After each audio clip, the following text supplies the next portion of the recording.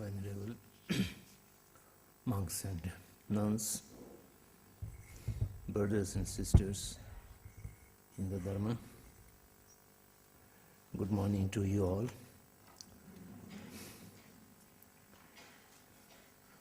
Our proposed 6-day dialogue, we have completed 2 days, and this is 3rd day. We already spent 2 days, and our life become 2 days shorter.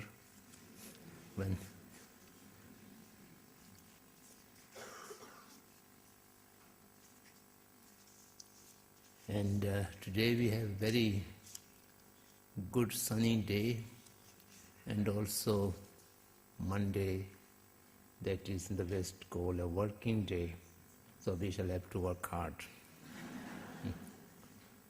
The last 2 days are weekends, we are not supposed to do anything.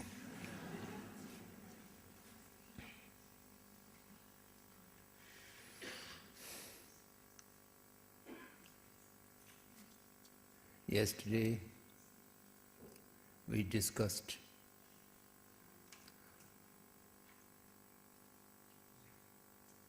the majority of the important aspects of the Vibhashika school. Of course, we are not able to make it exhaustive, but we have touched number of important points, and basically what they conceive the object of meditation, the selflessness of person, and that was discussed quite in detail. And another aspect important is they conceive the ultimate vehicle, the ultimate end of path remains in 3 different destinations, and everyone will not go up to the Buddhahood. So this concept is common to both of the Vibhashikas and Sutantikas, and it also accepted more than half of the Sinsamba, the Chittamatrata, the Vijnanvadi. So this we have to keep in mind. And then Sutrantic position is not much different from the Vibhashikas. So we briefly looked into the unique features of this Sutrantika. Otherwise, we just considered enough by discussing the Vibhashikas. And these 2 were called as Charvakyan schools or the Hinayan schools. And now 2 schools, the Madhyamikas and the Vijnanavad, these 2 schools are belonging to Bodhisattvayan or the Mahayana. So today we'll switch on to the 2 schools of Mahayana, the Vijnanavad and Madhyamika. Of course, Madhyamika will come later. But in a historical event, the Madhyamika school appeared in India first. And Madhyamika school was the first, the Mahayana school which appeared in India, which started by Acharya Nagarjuna. So most of the Western scholars who have studied Buddhist history or Buddhism as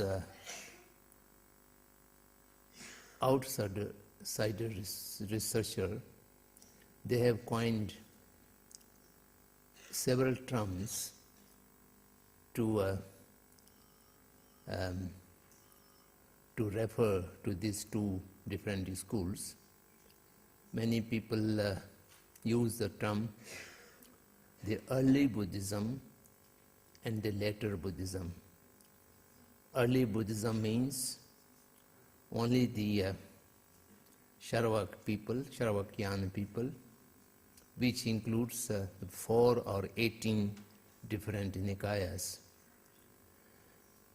And among them, only Satyavirvad, the Theravads, are survived today.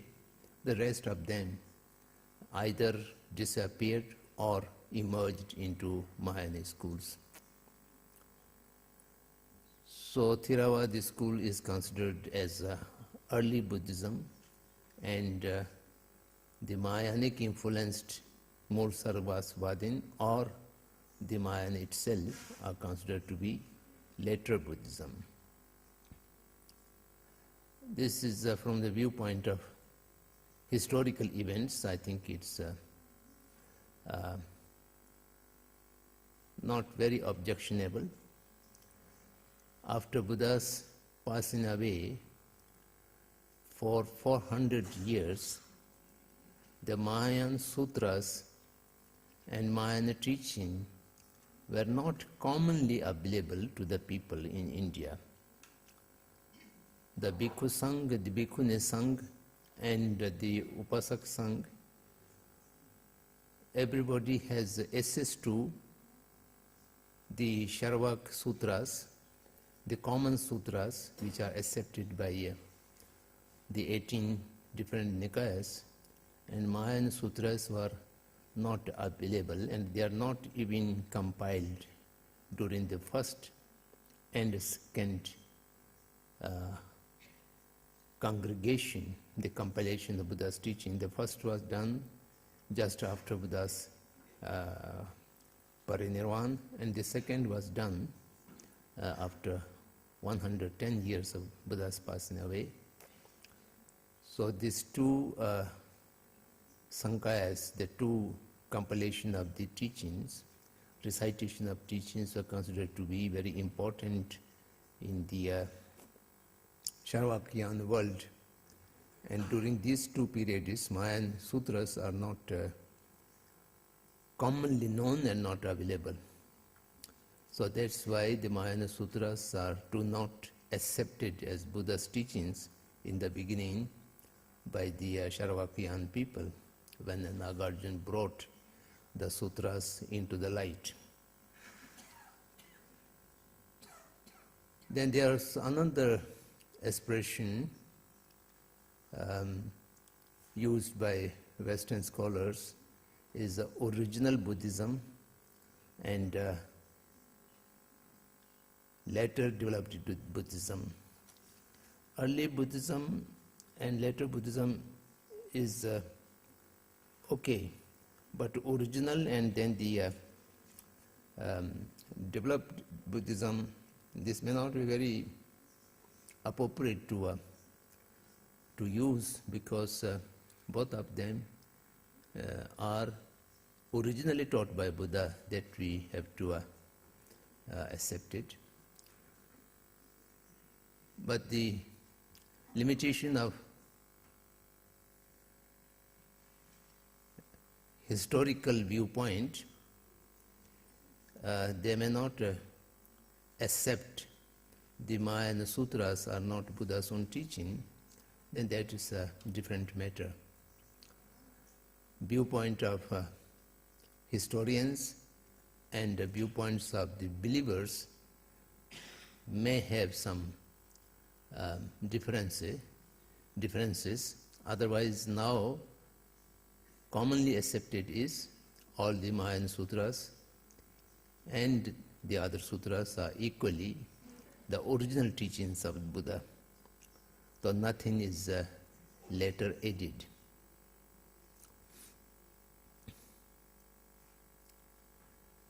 Then there was also expression, you will find some of the early books, the Southern Buddhism and Northern Buddhism. I think Nagarjuna appeared in the south part of India. Then Mahayan Buddhism was referred as Southern Buddhism. That is also not very appropriate expression to talk about the Mahayan and the Charokyan in different ways.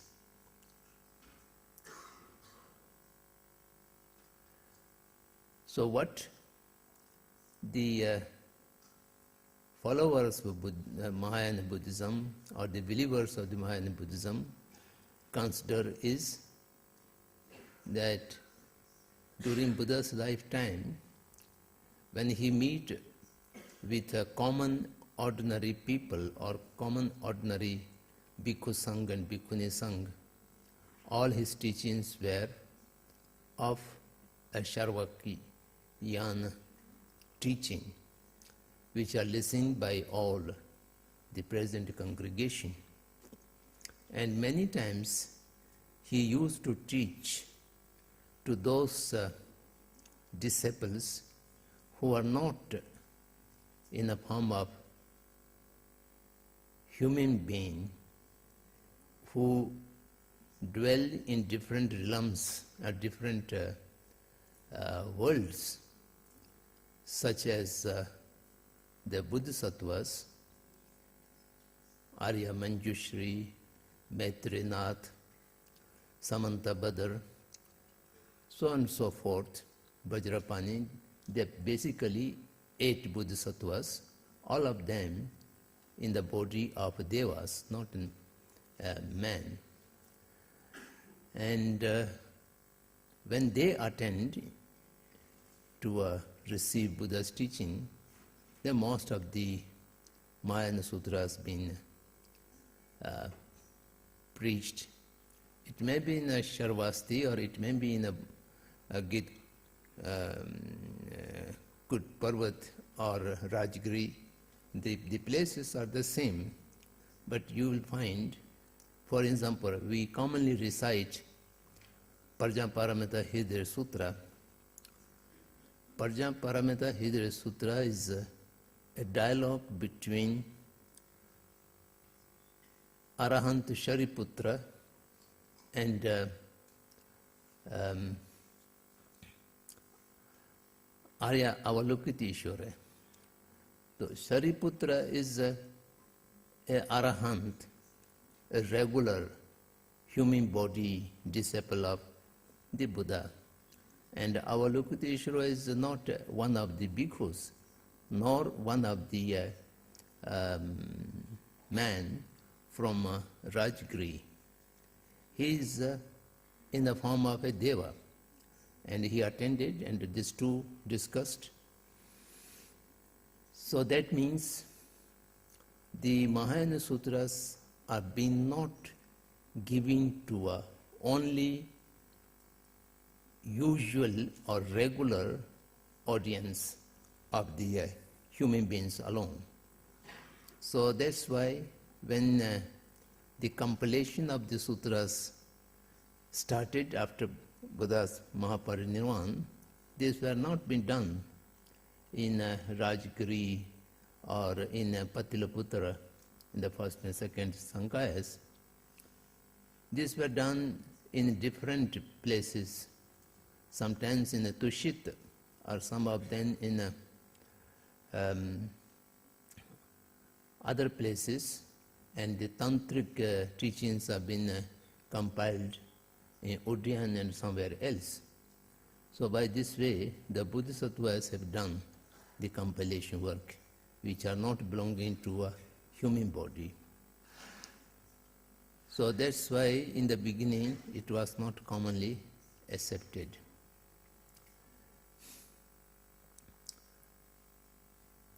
So Mahayana, for the first time, Mahayana teachings and Mahayana Sutras for the first time promoted by Acharya Nagarjuna Acharya Nagarjuna appeared in India exactly after 400 years of Buddha's Mahaparinirvana, Buddha's passing away. And this was very explicitly professed by Buddha himself in Lanka Avatar Sutra and Mahamegh Sutra, and also Manjushri Mool Kalpa. Manjushri Mool Kalpa is belonging to Tantra, and the other two belongs to the sutras, the Paramitayana teaching. So in these two different sutras and one Tantra, Buddha had professed that Nagarjuna will come and he will open the gate of Mahayana teachings. So in Tibetan language we call it Shinte Sulinje. Shinte Sulinje means to open the wide road on which the chariots can run. This language expression is, I think, unique Tibetan vocabulary, Tibetan expression. It doesn't have equal term in Sanskrit. I did not find its equivalent in Sanskrit. In Sanskrit, either they call it Maharathi, Shinta Chimbo, or they may call it the propounder who have started the declaration of teaching, something like that. Nagarjuna was a student of Nalanda Mahavihar, and then he became the disciple of Siddh Sarahapad. Sarahapad was a tantric practitioner, and he do have the lineage of tantric teaching, and he gave a very secretly tantric teaching to Nagarjuna, and then Nagarjuna began in search of the Mahayana Sutras, and then he found that Mahayana Sutras have been preserved in the realm of Nagas. Naga is one of the realms, mostly the rich Nags used to live, and they also, some of them were direct disciples of the Buddha, and after Buddha's teaching or Buddha's Mahaparinirvana, they have preserved the text of Prajna Paramita Sutras with them, and then Nagarjuna brought them back to the human world. Then he wrote extensive commentaries on the Prajna Paramita Sutras. So chronologically, Madhyamik philosophy come in the world first after 400 years of Buddha's parinirvana, and the Chittimatra school, the Vigyanvadi school, come much later. The Arya Asanga appeared in India after 900 years of Buddha's passing away, even 500 years later than Nagarjuna.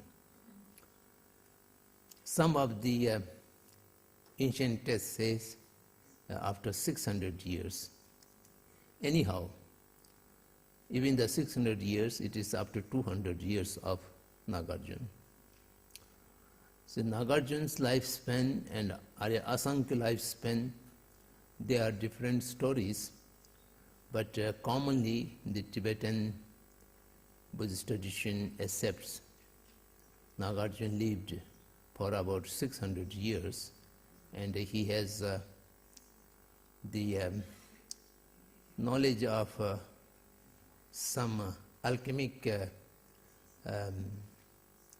medicine which can prolong the life, which can revive the body.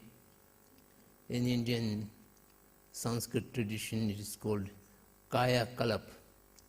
Kaya Kalap means the body replaced or regenerated, recharged. The body is rechargeable through certain chemical. That knowledge was available with Nagarjuna, and he lived for 600 years. This is commonly believed by the Tibetans. Of course, the historians may not agree to this. We need not to fight with the historians. What I'm passing the information to you is how the tradition believed in it. So it is not necessary you need to be agree to that. You may disagree, but this is commonly said in the treatises, not only the Tibetan treatises, the majority of the Indian writings has also accepted this. The entire Tibetan tradition is coming from Indian source. Nothing is accepted by the Tibetans if they do not have an original Indian source, authentic Indian acharyas source. The Tibetans do not aid or do not menace anything. Whatever the Indian tradition says, that is totally, completely, 100% in pure form. It is preserved there.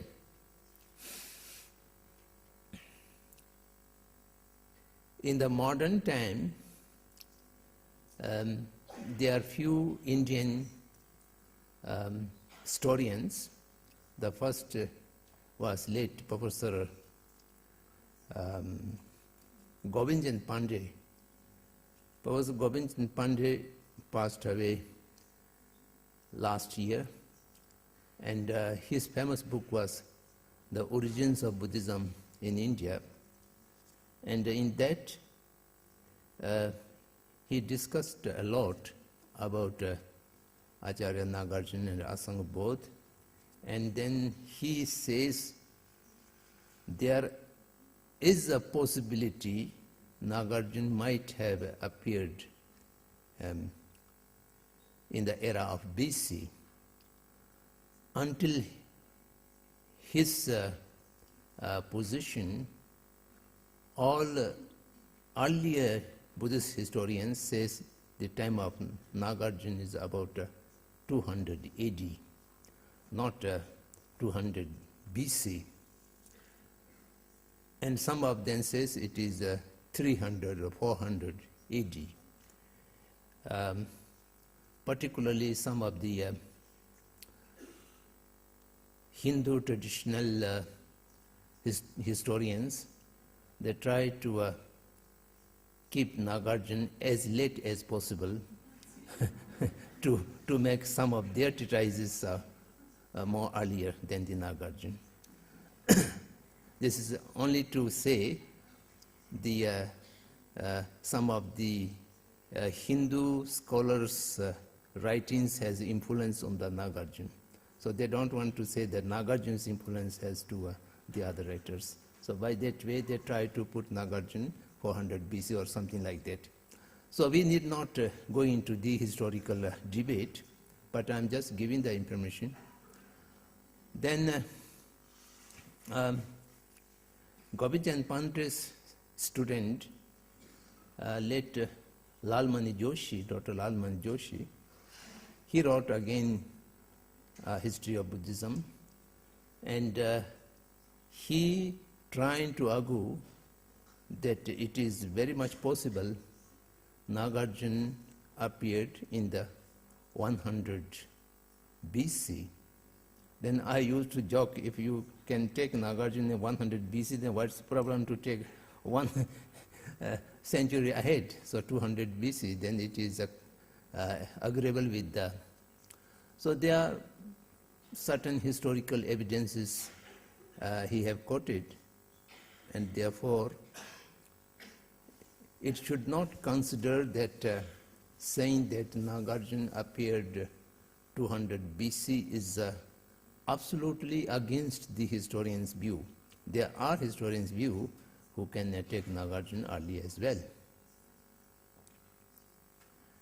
And if Asanga appeared in the 600 years of Buddha's Parinirvana, then it should have been 1st century AD, or 900, then it is around 300 AD or 200 AD, something like that. So it makes not much difference. So that's why in the Nagarjuna's writings, the extensive writings of Nagarjuna, there's no reference to Vijnanabad, and he has no repudiation about Vijnanabad position. But later on, in the writings of Baba Vivek and Chandrakirti, then Vijnanabad was very much exist in India, and in their treatises they have given a lot of repudiation to the Vijnanabad position. So now the Tibetan tradition or Indian tradition, when we talk about the 4 different great schools of the philosophical thought, as I mentioned yesterday, the Sutrantikas might be earlier than the Vibhashikas, but when we put into a order, the Vibhashika comes first and Sutrantika comes later. Similarly, when we study or when we talk about the 2 Mahayana schools, the Vijnanabad and the Madhyamika, Vijnanabad comes first, although historically it appeared much later. So we also discuss Vijnanabad in the beginning, and then later on deal with the Madhyamika school.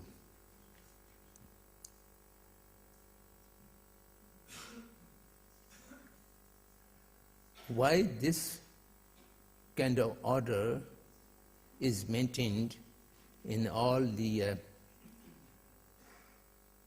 treatises and all the canon? It is in the order of the gross and subtle difference. The concepts and positions of the Vibhashika are most gross, and Sutrantika is a little subtle. Then Madhyamikas are the subtlest and the highest, and Vijnanabad is more gross and more immature than the Madhyamikas. That's why then Vijnanabad put first. So this we have. Again, as I mentioned yesterday, I repeat that all of these are coming from the original sources of the Buddha's own teaching. So having said that, we will come to the Vijnanabad school. Vijnanabad school has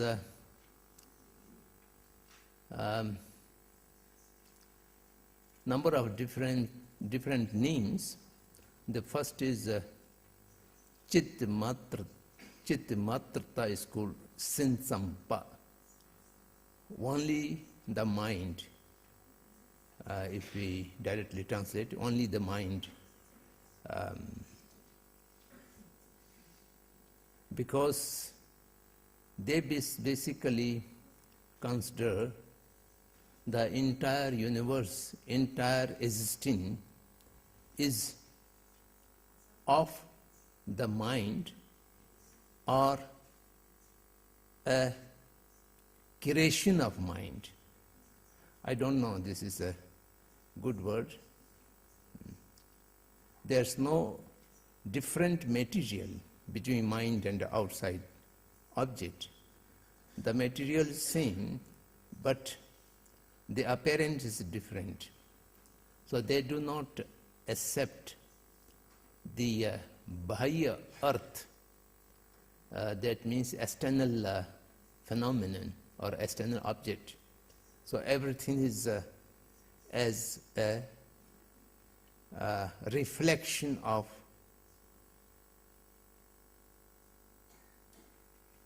I don't know this expression is good or not.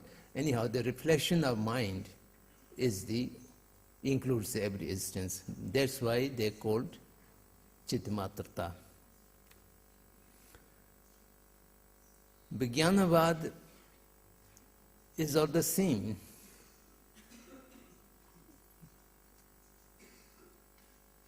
Namripa, number ripa samtumhava.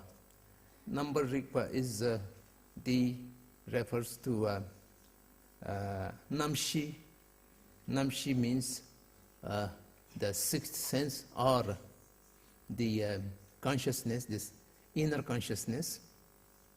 And the inner consciousness is the everything. There's nothing which is different from the inner consciousness. That's called the Vijnanavad. And Yogacharya. Yogacharya is when they teach their doctrine or their philosophy, they are always combined with the practice of yoga, and how through the practice of yoga they can reach to the understanding of non-duality between the mind and the outer object. So that's why they're called Yogacharya school.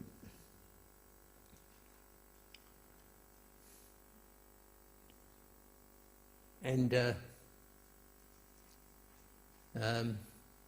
this school was very widespread in India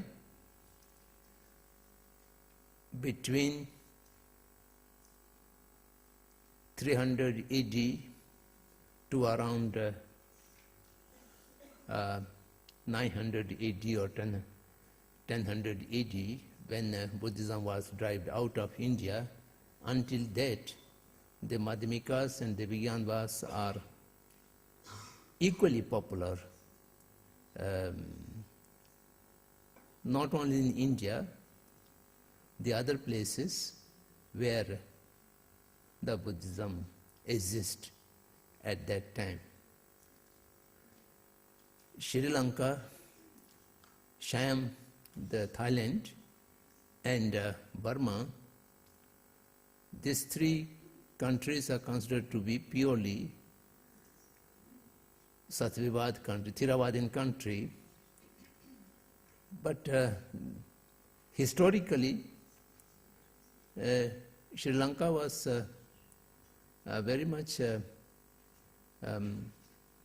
prevailed Mayan Buddhism, particularly the Madhyamikas and Vijnanavadins do exist in the early period of their Buddhist history. They do have still historical accounts of the Mayan and Vajrayan did reach in Sri Lanka. In Thailand, there's no historical accounts or evidences, but archaeological evidences reveals that in Thailand also there was some point of time Mayan reached there. and Myanmar, I don't know. The Sumatri, where the Dipankar Shirjan's teacher lived, that is now a part of Indonesia. That part of the world also very much prevailed the Mayan tradition, and particularly the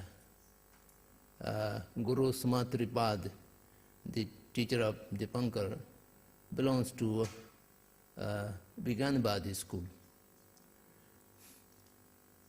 Dipankar was a Madhyamika, and his teacher was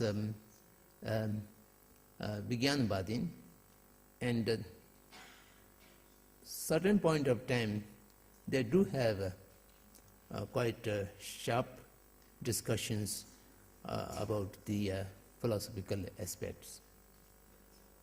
So the Vijnanabadin school was very vastly spread in India, and almost parallel with the Madhyamikas and Vijnanabadins.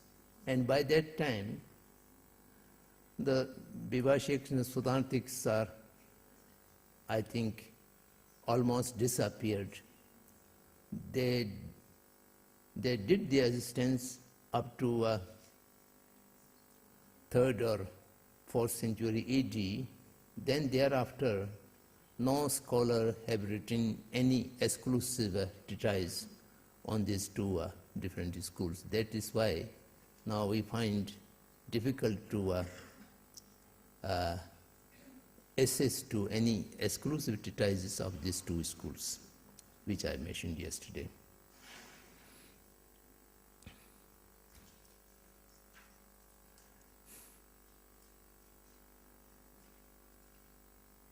We also should have a little bit information about the biography of Acharya Asanga, because he was the propounder of the Vijnanabadi school, and then his disciple tradition I will talk very briefly.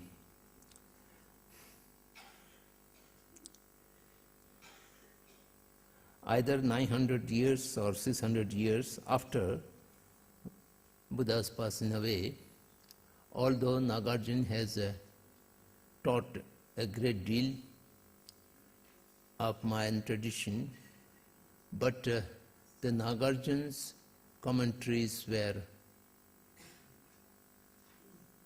almost exclusively with the part of philosophy, the darshanas, the tawa, and he did not elaborate the portion of the dharma, the path, and the practice of this path. This portion is he have not much touched, although he casually referred in his letter to his friend king, that is Ratnavali. Ratnavali is also largely dealing with the philosophy, but in Ratnavali there is a little bit of path and the stages. We call it Marg and Bhumi, the 5 margs and the 10 bhumis of Bodhisattva, which is referred in Ratnavali. Otherwise, all other his treatises are only dealing with the philosophy of shunyata. Parjaparamita Sutra has 2 basic different messages. The literal meaning, the apparent meaning is the shunyata, the philosophy, but there is a deeper meaning or a hidden meaning. Hidden meaning is the practice of the path, how to practice the Bodhisattva path. So the latter portion, the hidden meaning of the Paramita Sutra is unknown to the common people in India. So Asanga and Vasubandhu were born from a same mother, different father, and the mother purposely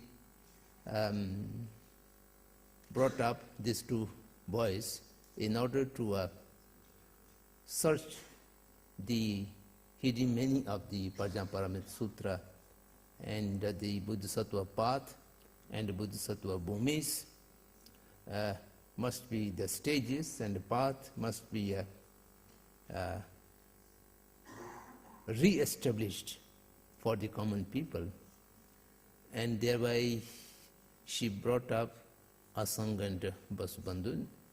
Then Asanga was told by his mother that you have been brought up for the purpose of re-establishing the Mayan tradition, particularly the side of path and practices, meditation and so forth. And you must do something to find it out. Then he was in search of a teacher, and he realized that in the human body there's no one who can teach him. Then he practiced the Arya Maitrinath. Arya Maitrinath is residing in heaven of Tushit, because Maitrinath will be the fifth Buddha after the Shakyamuni Buddha. And at this moment he is acting as the last stage of Bodhisattva practice, and of course he is one of the disciples of the Shakyamuni Buddha, and he has the entire teaching, inner teaching of the Shakyamuni Buddha. So Asanga thought that you must meet Maitrinath in Tushit and get teaching. Then he practiced to have a direct contact with Maitrinath, and it took 12 years. Until 12 years he was not able to have a direct conversation or direct meeting with Maitrinath, but he did all the required meditative and other practices. Then later on he generated a very strong loving kindness to a very sick dog, and due to that strong compassionate mind, and he discarded all his negative karmic force, and he was able to see the Maitrinath directly, and he went to the Tushit for about 50 years. 50 years means the 1/4 day of the Tushit calendar. Then he brought back the famous 5 Maitrinath treatises. The 5 Maitrinath treatises is a basis to study the hidden meaning of the Paramita Sutra, in which he gives the entire practitioner portion, or the portion of the Samadhi, how to practice the Bodhisattva Charya and the Bodhisattva path. So this is detailed in Sutra Alankar and Abhisamaya Alankar. Sutra Alankar is a commentary of entire Mahayana Sutras, and Abhisamaya Alankar is a commentary on Paramita Sutra particularly. Then the third is Madhyanta Vivanga. Madhyanta Vivanga is a root test for Vijnanavadi philosophy. And then the fourth is Dharma Dharmanta Vivanga. Chutan Chunyi Namje. Dharma Dharmanta Vivanga is also little bit hint of Madhyamik, but mostly deals with the Vijnanavad. Then last, these two are not directly commentary of any sutra, but it is mostly deals with the Lanka Avatar Sutra and Sandhi Nimochan Sutra. These are the root text of the Vijnanavad. Then the last of Maitrinath's treatise is Uttar Tantra. Uttar Tantra is written in commentary of the last Dhammacakka Parivartana Sutras. It includes many number of sutras, and in which mostly the Maitrinath deals with the Madhyamik philosophy, and then to establish oneness of the ultimate goal, because many other schools talk about the ultimate yan is three. Some of them go to the Arahant and some of them go to the Partik Buddha, and very few can achieve the Buddhahood. Then in this Uttar Tantra treatise, he emphatically very emphasize each individually, each sentient being has the potential to reach Buddhahood, and there's no cessation of consciousness, and consciousness are always endless, and even who are entered into arahanthood and give a body and they remain into the no residual liberation, at certain point of time they will enter into Bodhisattva path and they will get enlightenment, they will get Buddhahood. So this was the fifth treatise, Uttar Tantra. So these five treatises are the earliest reference of Vijnanavadi school. Earliest reference of Vijnanavadi school written by someone other than the Buddha. Among the sutras, the basic reference sutra for elaborating Vijnanavadi school is Lanka Avatar Sutra. When Buddha visited to Sri Lanka, then he gave a very voluminous teaching that's called Lanka Avatar Sutra. Lanka Avatar Sutra has a number of different versions. Even the Pali canon, there's Lanka Avatar Sutra. And of course, these are quite different in reading. And in Tibetan canon, we have two Lanka Avatar Sutras. One is directly translated from Sanskrit, and the other is translated from Chinese version. Lanka Avatar Sutra translated first to Chinese and then translated back to Tibetan language.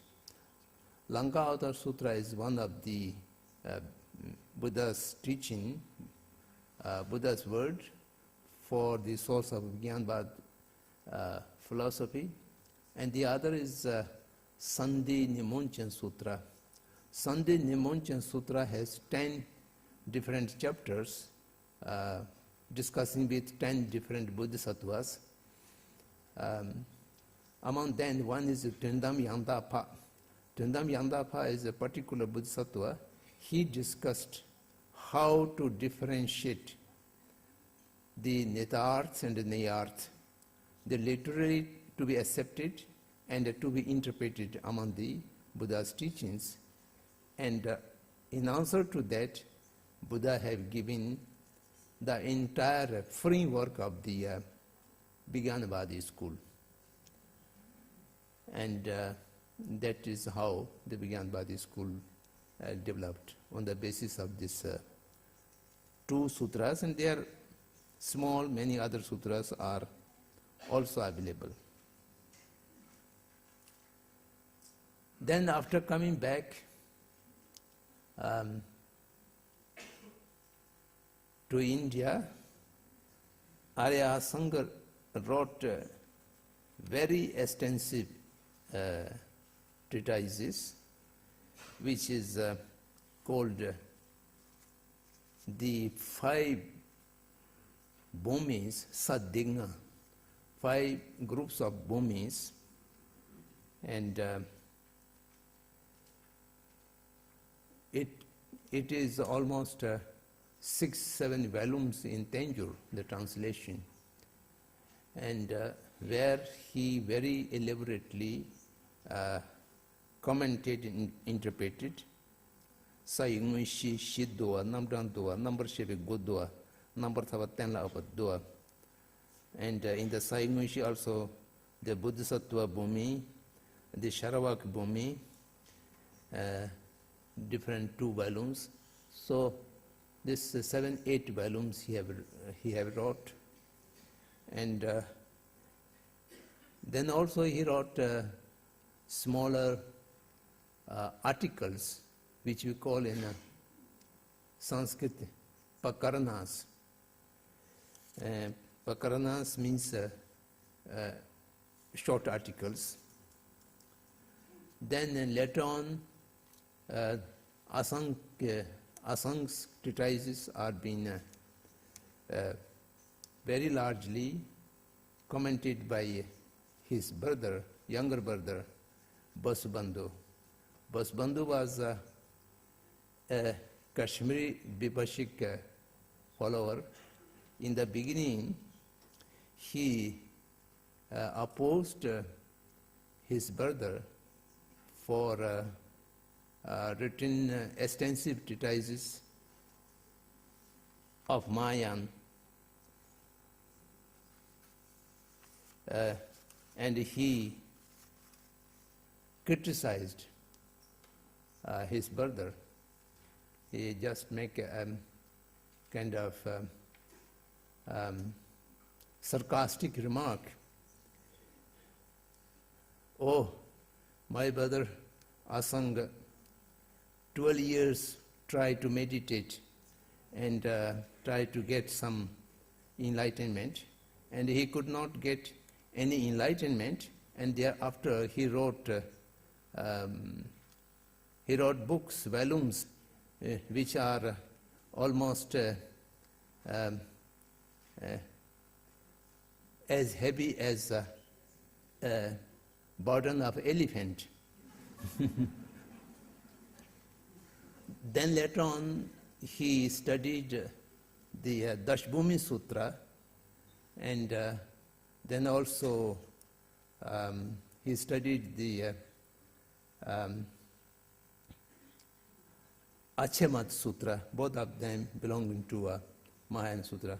After studying the Achemat Sutra and the Dashbhumi Sutra, then he understood the Mahayana teaching is the real teaching of Buddha. Then he repented, and then he felt very upset, and then went to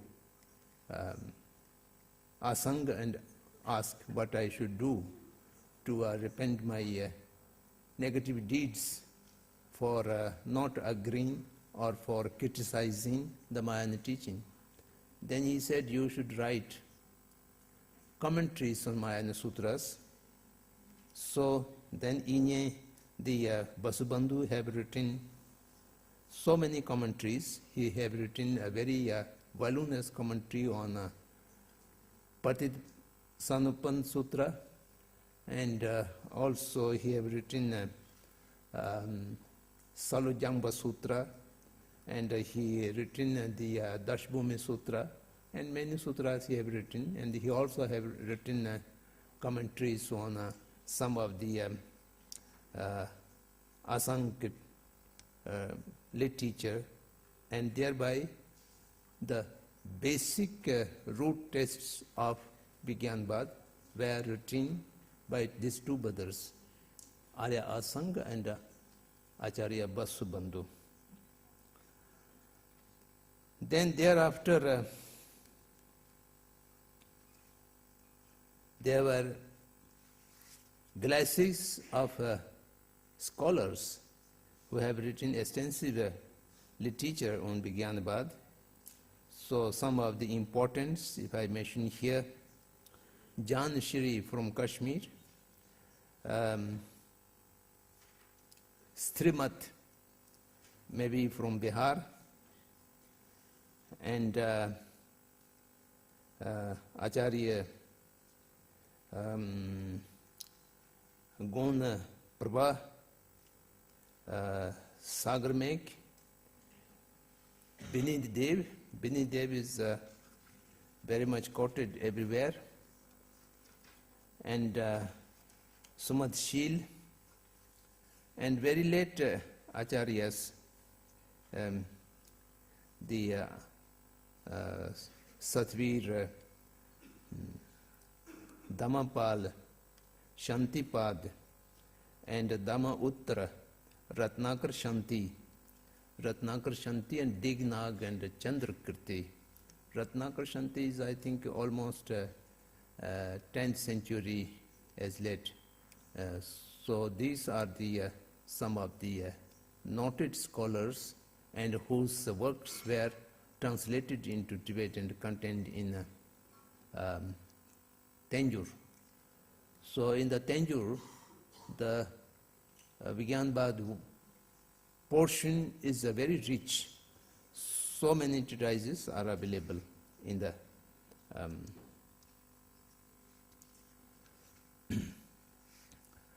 in that section. So that means Vijnanabad has a very well-developed philosophical school, and a vast corpus of literature, and number of scholars belonging to that school, and that school and that philosophy is compatible even in the practice of Tantra, Vajrayana. Up to certain stage of the practice, the Vijnanabad philosophy can go with the Tantra sadhanas, Tantra practices. So therefore, it is a very important portion of Buddhist philosophy. Without understanding the basic features of this philosophy, someone might find difficult to understand the Madhyamika, particularly the highest Madhyamika, the Prasangik Madhyamika, Uma Thanjurva. To understand Uma Thanjurva, you need to first understand the Sinsamba, the Vijnanabad's position, and then you will be able to reach or deeply understand the concepts of the Prasangik Madhyamika school. So this is a very brief background of the Vijnanabad school. So now talking with the Vijnanabad school and also talking the Madhyamika school, there are certain key words which are very difficult to translate into English. So I would like to announce some keywords which I will use after our discussion. So I don't know whether you will be able to note it, or you may later on try to find this copy from our organizers.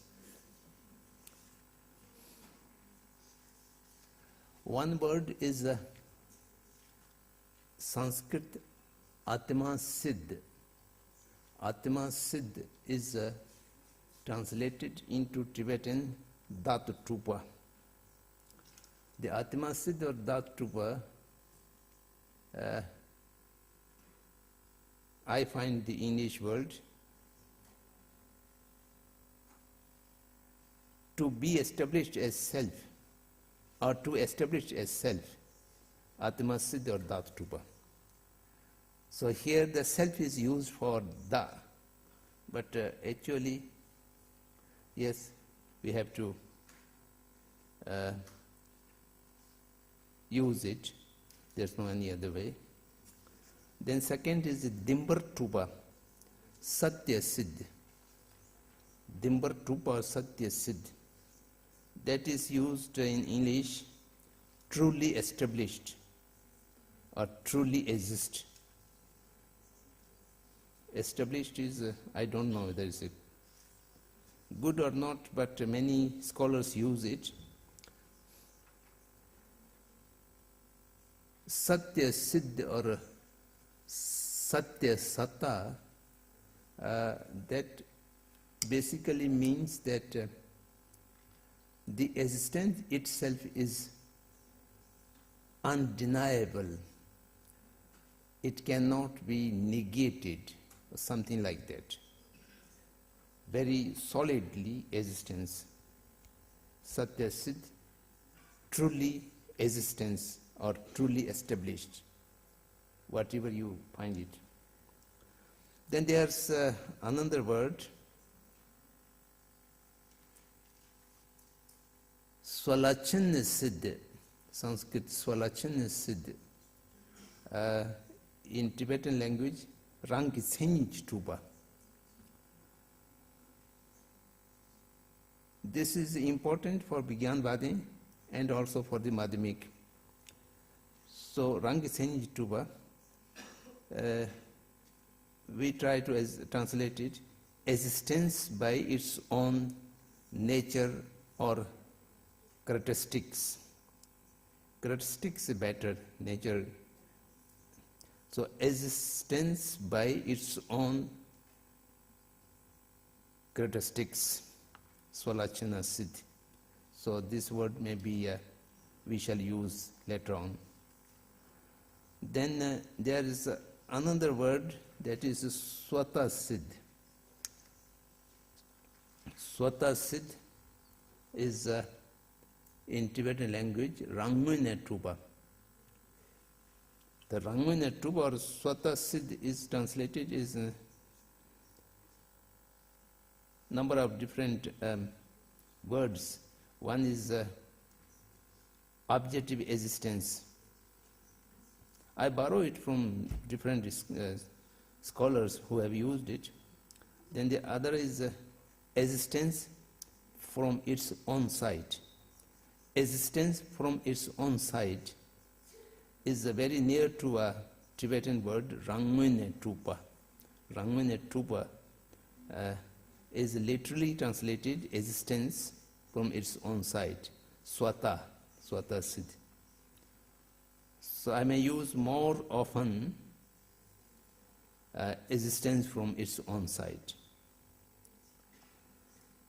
Then there's another word, Ranshinchi Trupa, Subhavit Siddh. Subhavat or Subhavit Siddh, inherent existence. Ranshinchi Trupa, Subhavit Siddh, inherent existence. This is used by many scholars, inherent existence. But sometimes inherent existence is also used for Sanskrit Vyavaharik Siddh or Vyavaharik Satta, that means Thanyat Yuva or Thanyat Trupa. If it's used for Thanyat Trupa, then inherent existence cannot be used for Ranshinch Trupa. But here I find in the number of books, the inherent existence is used for Ranshinch Trupa. I will not use it there. So I will use inherent existence is for Ranshin Chituba. Swabit Siddh. Swabhavinta Siddh. Then in Sanskrit there is a very commonly used word Darbasata or Darbit Siddh. Darbasata and Darbit Siddh is a very commonly used in the philosophical terms. So this Tibetan language is Darbasata is Zeyu and Darbit Siddh is Zestuba. So both of these are translated into English substantial existence. Few people sometimes casually use tangibly or materially existence. That may not be very good. Substantial existence. Yesterday also we used substantial existence. Then Jesu, the Jestuba, we will use substantial existence. Then there is the very famous word for the Vijnanavad, Bahyarth. Bahyarth is translated in Tibetan language, Chirulchi Tön.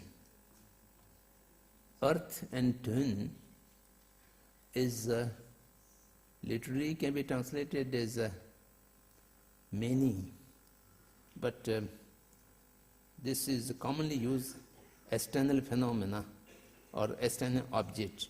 Yesterday we used external object or external phenomena. So for the convenience sake, I will use in the Vijnanavad portion external phenomena. External phenomena is referring to the Sanskrit word Bayarth or the Tibetan word Chirijtun. Then there is a word which refers to a particular mindset,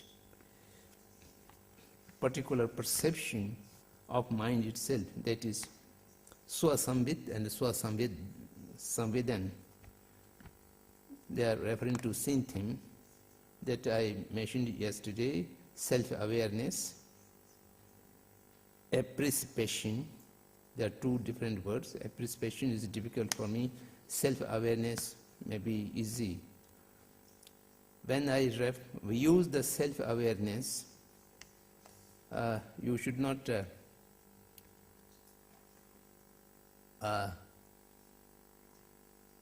take it as something one's own inner awareness, something.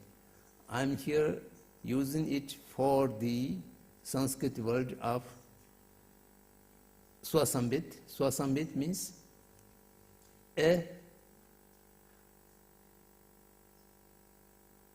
perception which perceives only the perceptional mind, not the outside.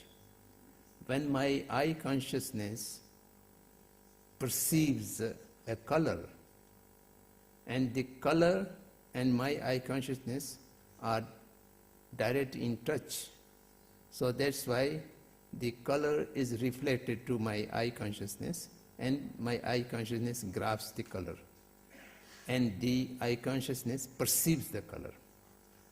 But there is a perception which only perceives my eye consciousness alone, not the color. But it sees the color because the object of that perception is a perceiving mind of the color, but that does not see the outside, but it sees only the perception. So it's a bit difficult. This has a great importance in the Vijnanvadi school. So we will use for the Swasambit as self-awareness. Here the self does not refer to the person, the self refers to the perceived mind, only the perceived mind. Then there are three categories of phenomenon in Vijnanavad.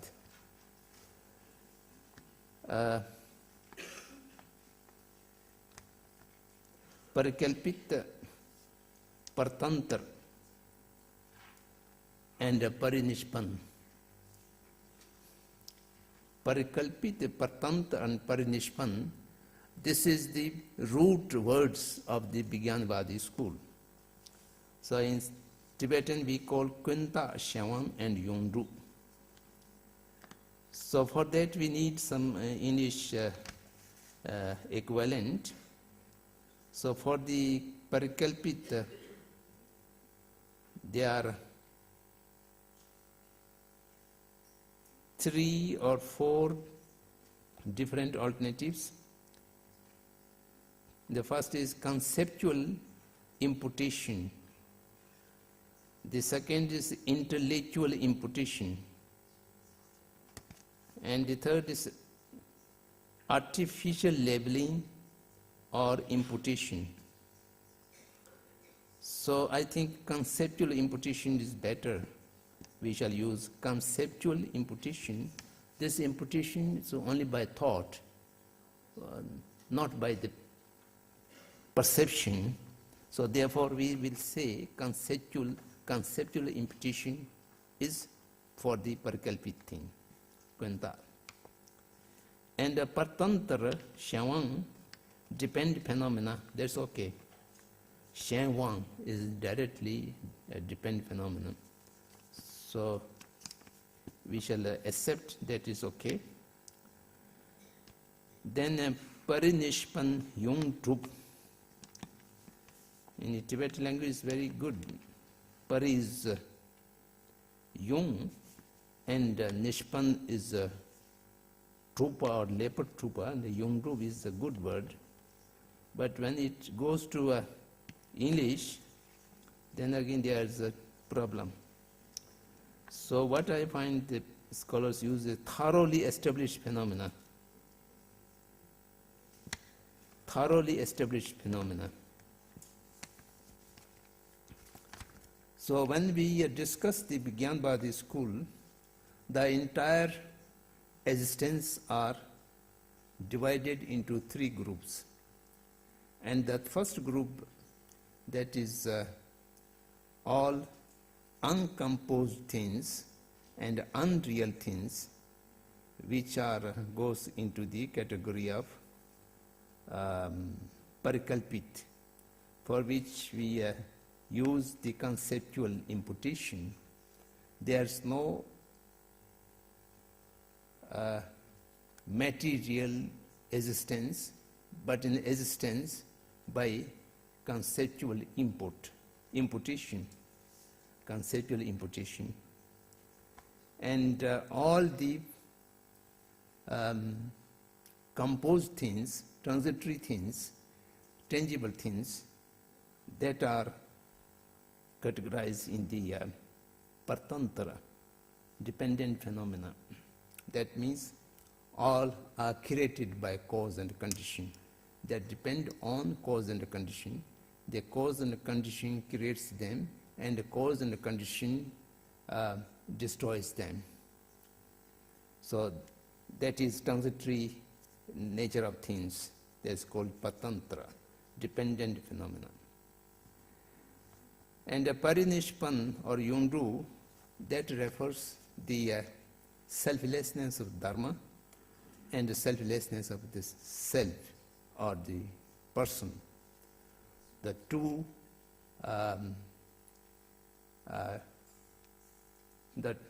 different kind of the ultimate reality,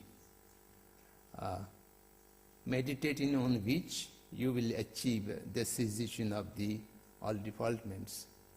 So this Dharma, Niratma, and Putgal Niratma, the selflessness of phenomenon and the selflessness of the person, these two in the category of the Parinishpan, that is thoroughly established. And we shall have to explain thoroughly established means it is the ultimate position of all existence, or ultimate end of the all existence, something like that.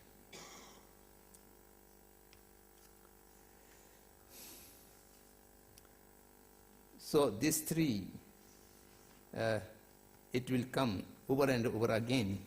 So therefore I repeat, the Parikalpit is to be used as conceptual imputation, and the Partantra is to be used as a dependent phenomenon, and the Parinishpan is to be used as thoroughly established phenomena.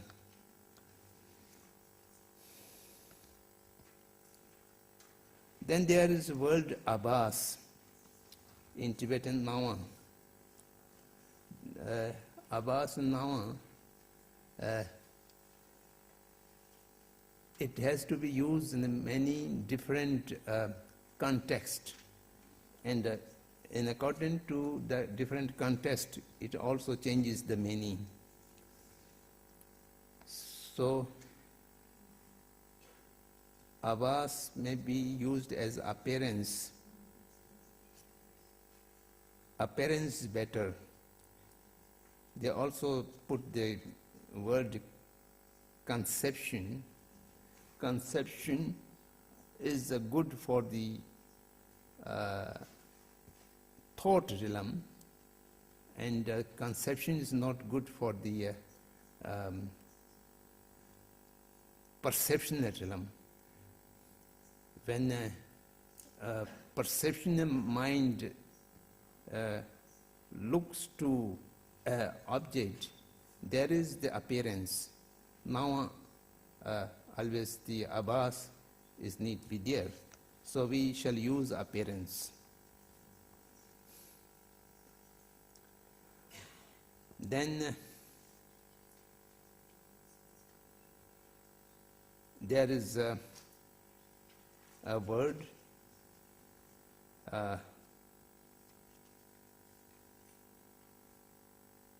Grah or Dharan in Sanskrit.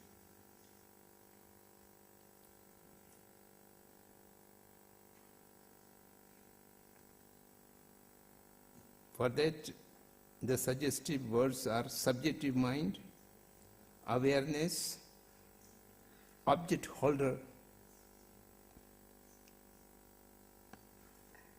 I usually use grasping mind. Gran or Dharan means something you grasp, you just hold on it. Objective holder is also good, but grasping is perhaps more easy. Then there's very common word, abhinivesh, and that's translated into Tibetan as shimpa, shandimushina shin, shimpa. And what I find in the dictionary is attachment. Attachment is not good abhinivesh. Attachment is okay for Trishna and for Rag, but for abhinivesh, I don't know what better word. For the time being we use attachment, or do you have any better word?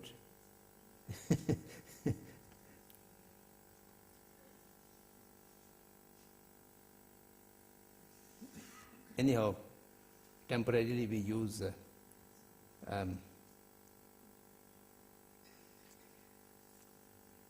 this thing, attachment. There's not much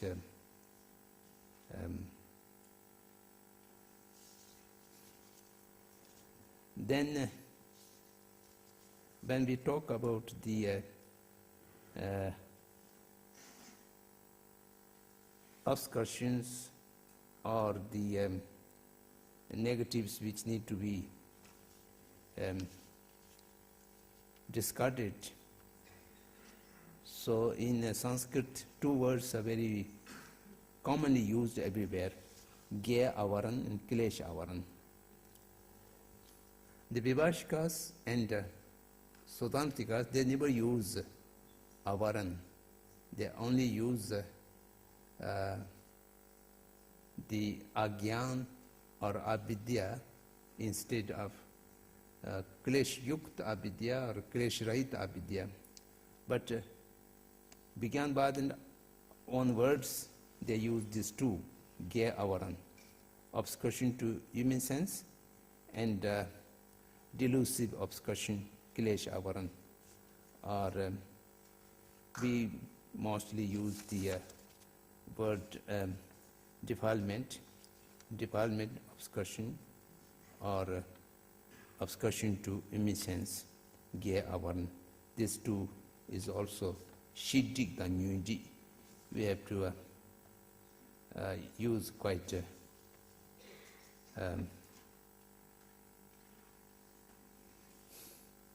often.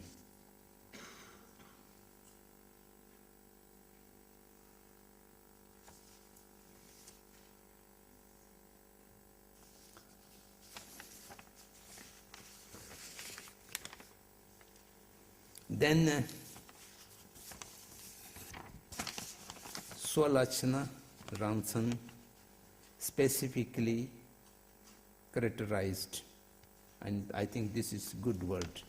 For Ramsan or Swalachana, we use specifically characterized.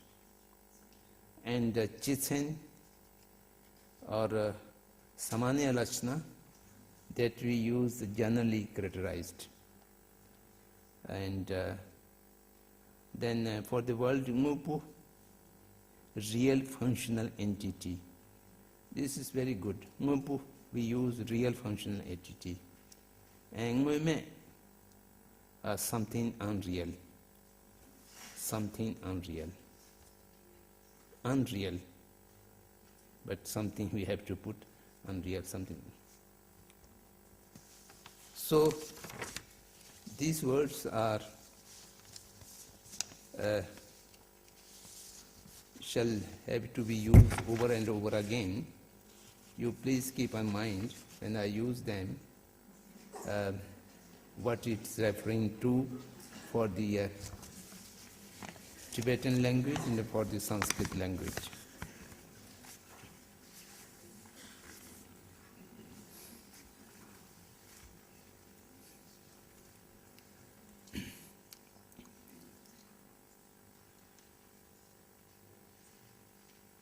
The two philosophical schools belonging to Mahayana, Vigyanvad, which we are just talking, and Madhyamika, we will come in the next days. These two are based on the Buddha's teachings of the second turning of Dharma wheel and the third turning of Dharma wheel. So this is a Mahayana way of looking to the Buddha's teaching. As I mentioned before, the Sutantikas and the Vibhashikas do not accept three will of Dharma. Will of Dharma put in motion 3 times, they do not accept. They accept the will of Dharma was put in motion only one time, that was at Sarnath, just after 7 weeks of Buddha's attaining enlightenment, and he taught it to the 5 works bhikkhu about the Four Noble Truth, as we have discussed at length before, and that is only Dhammachakra Parivartana. That's only the will of Dharma put in motion. And all the rest of his life, For 40 years he taught so many things, but everything is not a turning of wheel of Dharma, but comments or commentaries or interpretations or additions on that one Dhammacakra Parvata. But the entire Mayan tradition talk about the three Dhammacakra Parvatan. 3 times the Buddha put the wheel of Dharma into motion. And the first is common, no dispute. At Sarnath, he taught about the Four Noble Truth. And the second is, the time is not very specific. Roughly, we may say, after enlightenment, 10 to 12 years, then he gave teaching of Parjam Paramita Sutras at Gidkut Parvat, the mountain of Gidkut at Rajgiri. And at that time, he gave teaching of the extensive Parjam Paramita Sutras. And the entire Parjam Paramita Sutra, which is compiled now into 3 different volumes. The biggest one, 100,000 verses, that's called Bom. Bom means 100,000 verses. It has 12 volumes. And then smaller is 28,000 verses, Chijye Tumba. And then again smaller is 8,000 verses, Jetumba. These are the 3 different, the small, the medium, and the bigger size of the teaching that is called Parjam Paramita Sutra. And Parjam Paramita Sutra is the basic treatise of the entire Mayan tradition, and that's given at the Rajgiri. Chagu Pumpuri, we call in Tibetan language, in Sanskrit, Gid, Kut. Gid means the bird, and Kut means something higher, mount. And in that he gives the Parjam Paramita Sutras. Then the third Dhammacakra Parvatan is given at Vaishal. Vaishali is now in the Bihar state. It's not far away from Rajgiri.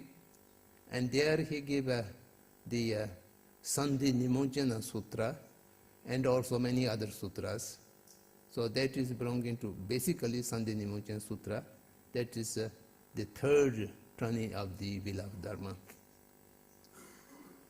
So Madhyamika school depend on Parjam Paramita Sutras, and the Vigyanvadi school depend on the Sandhi Nimojana Sutra and Lanka Avatar, both of them in the category of the third Dhammacakra Parvatan.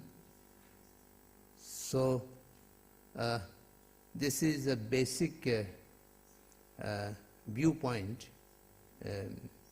held by the traditional people. So Buddha have taught in different context, different listeners, and different objectives. He have given these 3 times of putting in motion his teaching of Dharma. So now, what is basic difference between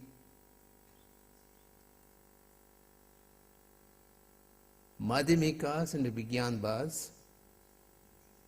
The basic difference, apart from the philosophical tenets, there are one more important point that need to be informed, that need to know. Madhyamika and Vigyanvad both raise the question of inconsistency of Buddha's teaching. Buddha have taught sometimes some different way and taught sometimes some different way. And he is not consistent. So therefore, how we shall understand his teaching in a right perspective. So, to reconcile these inconsistencies, we have to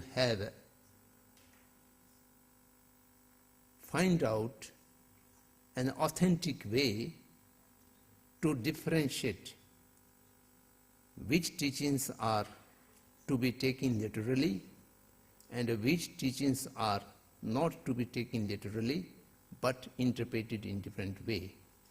So that is in Sanskrit we called differentiation between nirtarth and niryarth. And in Tibetan language called Trandun and Ngedun. Ngedun means whatever the word says, you can take it for literally. I'm talking very roughly.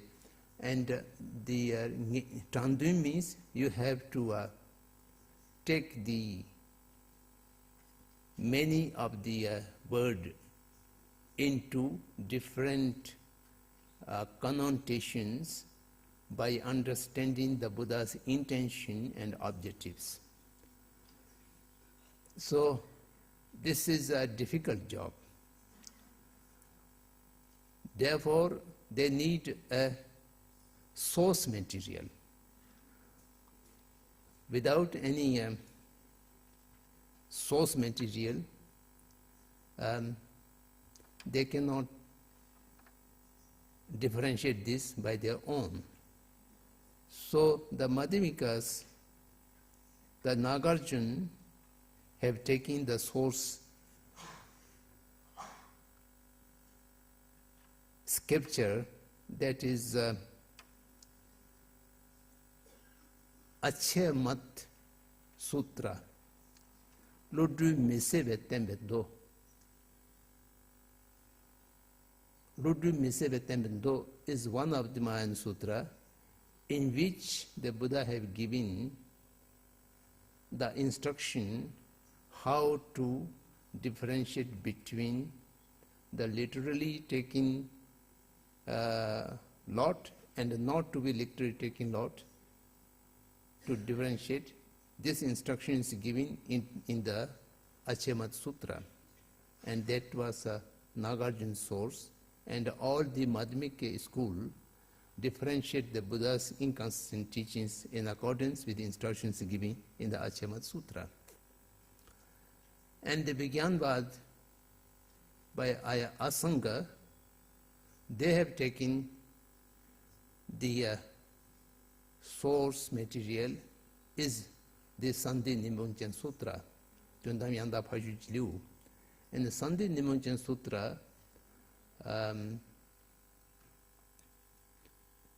the Bodhisattva Tundam Yandapa directly questioned to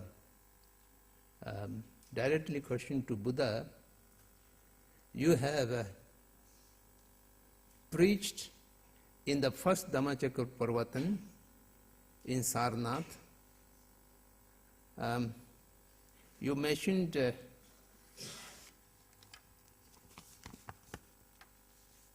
the existence of its own characteristics. The entire phenomenon are existed by its own nature or by its own characteristics. And then in the second time, when you talk in the Parjamparamita Sutras, you have negated entire the existence of the one's own characteristics.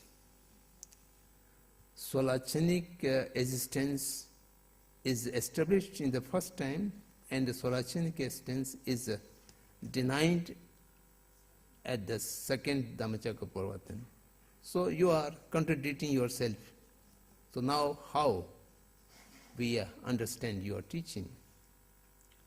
And to this question, the Buddha's answer is that I have a certain consideration, and therefore on this consideration I have said in the beginning, all phenomena exist by its own characteristics, and by different consideration I have said in the second Dhammacakkappavattana, there is no existence of phenomena by its own characteristics. So, therefore, you shall have to understand the three lachans which we just discussed: the conceptual imputation, the dependent phenomenon, and the thoroughly established phenomena. The entire existence can be categorized in these three lachan, I don't know how to say, maybe representations, three groups or three representations. The first is conceptually inputted group, and the second is dependent group, and the third is well-established phenomena group. And the entire existence of the universe can be categorized into three groups.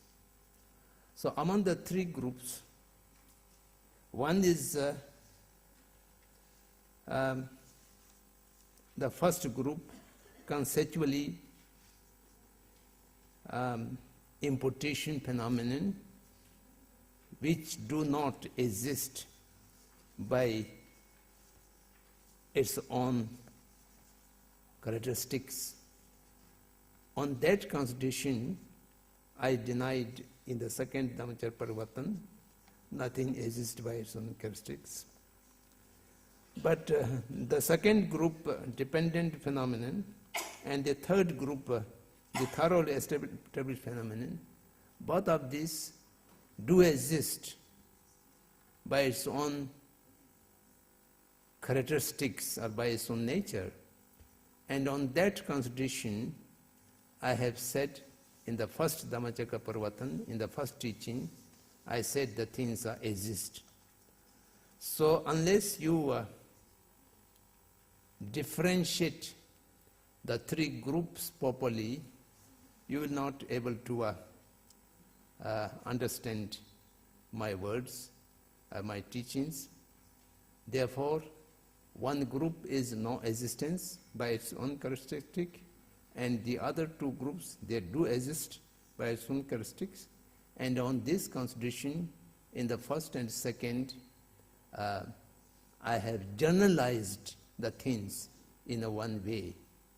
Now this is for the third time, leper number chive chungor. That means I am now thoroughly differentiate, thoroughly articulate that these things do exist by its own characteristics, and these things do not exist by its own characteristics. The generalization is one way, and the particularization is a different way.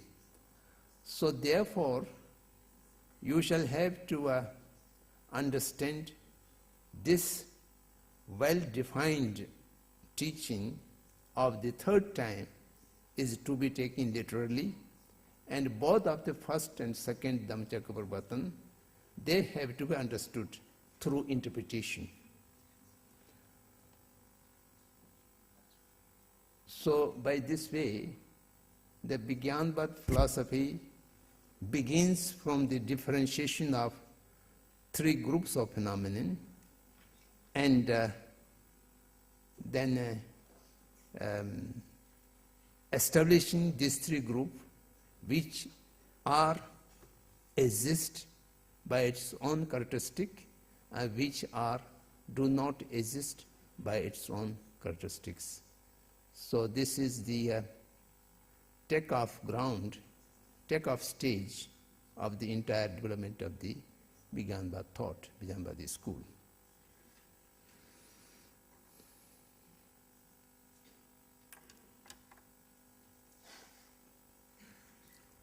So, to get into inquiry or study into the Vijnanabad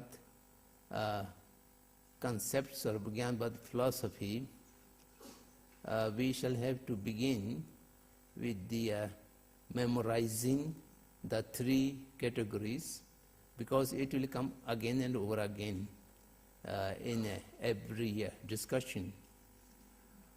The Parikalpit phenomenon, conceptually imputation or conceptually imputed phenomena, and the dependent phenomena, the Patantra, and the thoroughly established phenomena, the Parinishpan. These three things includes the entire existence, the entire Dharma or entire Gaya Vastu. So, by that way,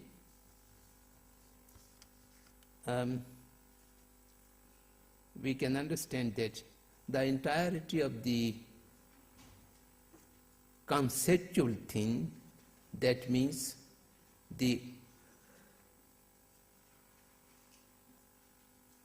thing which are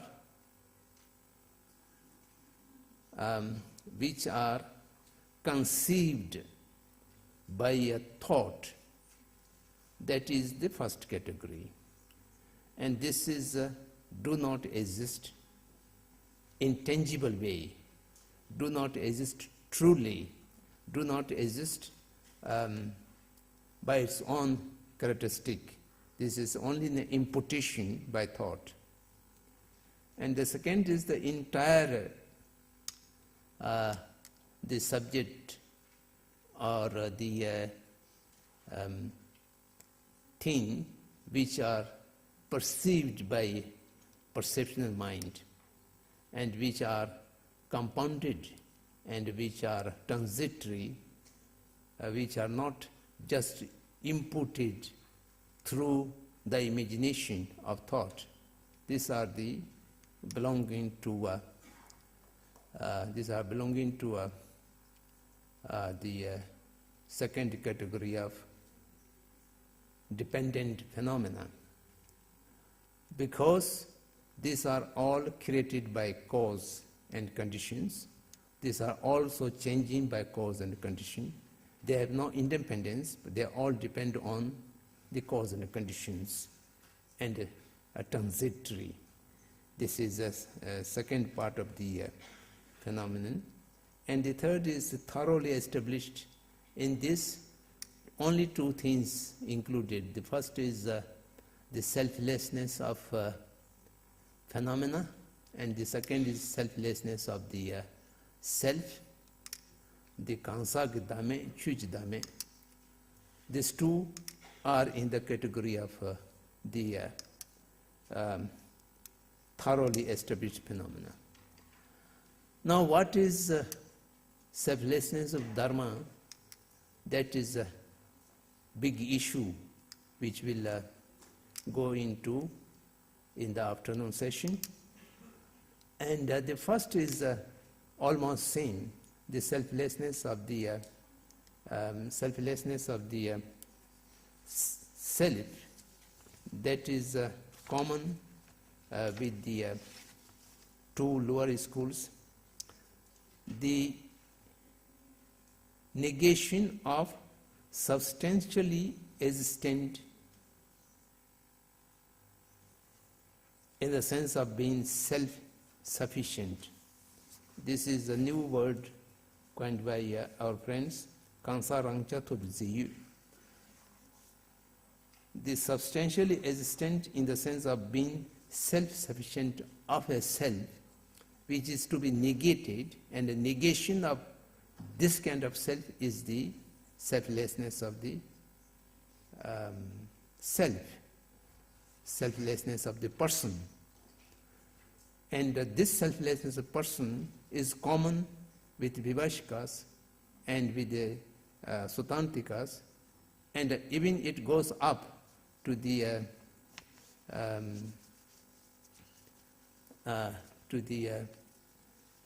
Sautrantic Madhyamikas as well. The negation of a substantially existent in the sense of being self-sufficient is the selflessness of the person, and which is an object of meditation for Sharavaks and Pratik Buddh mark holders. So this is common to a vast number of Buddhist philosophers. So I think we have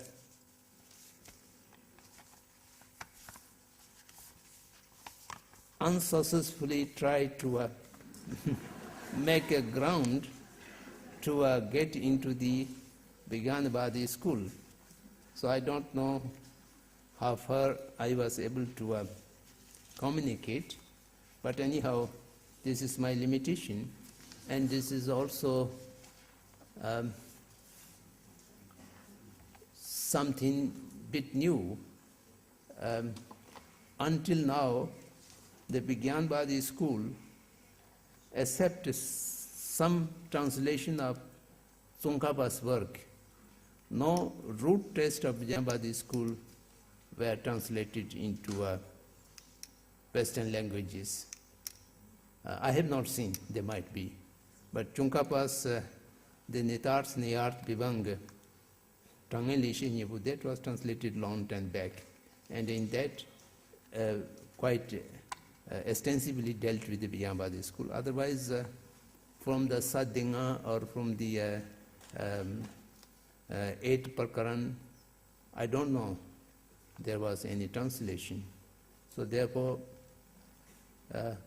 without any basic reading material, it is not easy to discuss for newly introduced people.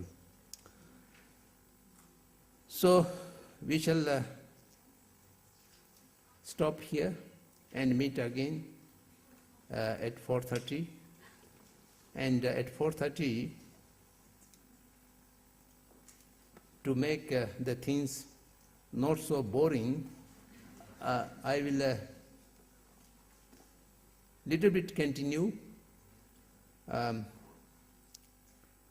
to the Vijnanavad explanation, and then I also shall continue the answer to the last afternoon's questions. And I don't know, perhaps we have planned today for a question-answer session. If there's more questions coming today, we will try to accommodate them also, because question-answer session may be less boring. So, thank you.